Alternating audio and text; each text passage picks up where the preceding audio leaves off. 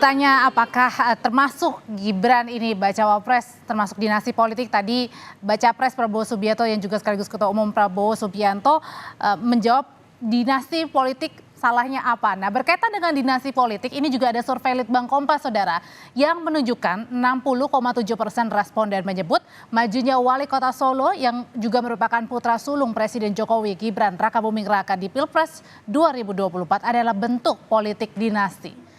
Survei dilakukan dengan pengumpulan pendapat melalui telepon pada tanggal 16 hingga 18 Oktober dan lebih lengkapnya kita akan bahas terkait dengan isu politik dinasti ini terkait dengan majunya putra sulung Jokowi Gibran Rakabuming Raka di Pilpres 2024 bersama peneliti Litbang Kompas Yohan Wahyu. Selamat sore Mas Yohan.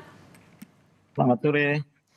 Tadi ketika ditanya nih oleh responden, apakah terpilihnya Gibran untuk melaju ke Pilpres ini merupakan sebagai bentuk politik dinasti? Ada 60,7% menyatakan iya, sementara 24,7% menyatakan bukan bentuk politik dinasti. Sisanya responden menyatakan tidak tahu. Jadi ini bisa dikatakan respon publik negatif dengan majunya Gibran? Iya, jajak pendapat ini kan juga sering kita menangkap persepsi publik ya. Kita tahu ketika jajak pendapat ini dilakukan, proses di Mahkamah Konstitusi itu kan sedang berjalan ya. Dan kita tahu opini publik pada saat itu memang selalu dikait-kaitkan wacana Gibran Rakabuming Raka dalam bursa capres itu dikait-kaitkan dengan wacana soal politik dinasti. Karena itu kita ingin menangkap apa benar ketika Gibran masuk dalam kontestasi itu juga bagian dari politik dinasti ya. Kita ingin menangkap respon publik ya, persepsi publik ya. Dan hasilnya memang ada 60,7% yang mengatakan publik mengakui, responden mengakui bahwa ketika Gibran itu maju sebagai cawapres itu adalah bentuk dari politik dinasti. Sebagian yang lain menyatakan sebaliknya tidak menjadi bagian politik dinasti.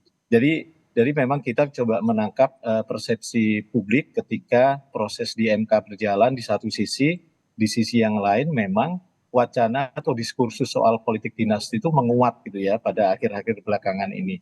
Padahal kalau kita lihat rekam jejaknya, Gibran ini kan muncul ketika Pilkada 2020 seperti halnya Bobi Nasution, iparnya yang juga maju di Pilkada Kota Medan di tahun 2020.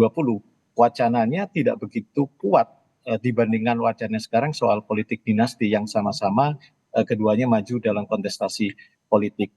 Tensinya menjadi kuat ketika memang proses di MK, kemudian hasil MK itu kemudian menyatakan ada yang menyatakan usia 40 tahun menjadi kepala daerah atau pengalaman usia 40 tahun bisa maju pilpres atau pengalaman sebagai kepala daerah. Artinya memang tensi yang membuat isu politik dinasti ini menguat dan muncul itu tidak lepas dari polemik dari putusan Mahkamah Konstitusi. Jadi berbuat tonnya negatif ketika hasil putusan MK. Karena kan tadi baru saja kita dengarkan bersama baca pres Prabowo bilang salahnya apa kalau politik dinasti Prabowo juga demikian seperti itu. Ya sebenarnya kan tidak ada yang salah dan netral saja ya awalnya ketika kita bilang politik dinasti dalam konstelasi politik hampir semua tokoh sebagian besar kan juga memiliki dinasti. Tapi kan sebenarnya sejauh mana proses prosedural itu dilalui gitu ya. Kita tahu seringkali pernah dulu ada anggapan ketika dipilih langsung oleh rakyat sebenarnya sah-sah saja. Tapi ada tahapan yang sebenarnya kita tidak mungkin publik tidak tahu dalam proses kandidasi ya, proses bagaimana dia menjadi calon, proses bagaimana dia kemudian diputuskan menjadi calon. Ini kan kita tidak tahu, publik tidak bisa mengakses informasi itu. Publik hanya bisa mengakses ketika sang calon itu sudah masuk di surat suara dan kemudian berhak untuk dipilih. Jadi proses potensi politik dinasti praktek ini sebenarnya ukurannya lebih ke prosedural gitu ya, apakah prosedural demokrasi itu dilalui atau tidak. Semua punya hak gitu ya. Jajak pendapat Kompas juga menyebutkan apakah politik dinasti itu jika ada larangan untuk mencegah politik dinasti itu apakah sebuah bentuk membatasi hak politik orang lain, ini pendapatnya terbelah. ya, yang 47,2% menyatakan ya itu akan membatasi hak politik dan 41,9% tidak membatasi hak politik. Artinya Artinya kalau bisa kita dibilang baca, juga, Mas Wahyu, kalau misalnya mungkin responden ini sebagian besar tidak apa-apa dengan politik dinasti, iya, asalkan ada tahapan demi tahapan yang benar. harus dilalui. Heeh.